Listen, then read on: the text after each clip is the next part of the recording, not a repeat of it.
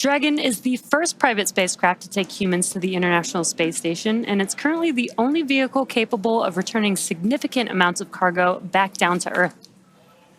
Now, the crew will spend all their time in the pressurized section, which is the top portion of the spacecraft. This area allows for the transport of people and environmentally sensitive cargo. Dragon's trunk, which sits below the pressurized section, can carry unpressurized cargo if needed, and it remains attached to Dragon until shortly before re-entry into Earth's atmosphere. Now, we mentioned earlier in the show that this will be the first West Coast recovery with crew. This change was made to allow for the trunk to remain attached to Dragon through the deorbit burn, and then it will ensure that it falls safely into the Pacific Ocean.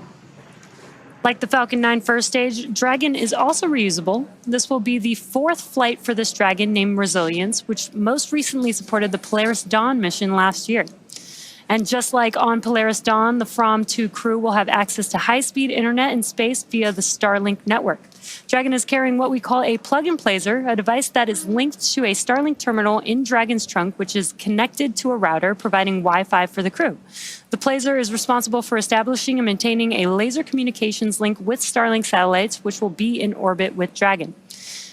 Using this hardware, Dragon will attempt to talk to Starlink the same way Starlink satellites talk between themselves, which is with lasers. Now, over the last 5 years, and not including Fram2, Dragon has supported 16 human spaceflight missions and flown 62 crew members representing 14 countries. Through the Axiom, Inspiration4, Polaris Dawn, and Fram2 missions, Dragon is helping lay the groundwork for deep space exploration, rapidly expanding our knowledge of how humans can adapt, live, and work in outer space. Dragon has proven to be quite a versatile spacecraft. It can autonomously dock to the space station when outfitted with the ISS docking adapter, which you can see on your left hand of the screen. Dragon can also be configured with hardware to support a spacewalk, which made its debut on the Polaris Dawn mission last year, and you can see that on the right hand of your screen. And in free flyer mode, in the center of the image, that's the docking adapter removed, swapped out for a cupola, and that's as it's configured for the Fram2 mission. And right in front of us, this is actually a mock-up of the cupola right here. It's essentially a large dome-shaped window, providing incredible 360-degree views while in space. Hello, Sarah. Now, the cupola first debuted during the Inspiration4 mission in 2021. Now, Dragon does have other windows on the sides of the spacecraft that the astronauts can use, but they're a lot smaller. The cupola replaces the docking port or Skywalker hardware at the nose of the spacecraft, which is not needed since Fram2 will not be docking with the space station or doing a spacewalk. And being surrounded by a glass dome is probably the closest feeling you can get to being out in space without going outside of the spacecraft. And Fram2 will be the second crew to experience Dragon's cupola while in orbit. Here's a little bit more from the SpaceX team on developing the largest window in space. When we started thinking about the cupola, it's more than just another window in space. It's an extension of the Dragon spacecraft. So when we got into concepting, it has to have the same feel and aura of the actual Dragon spacecraft.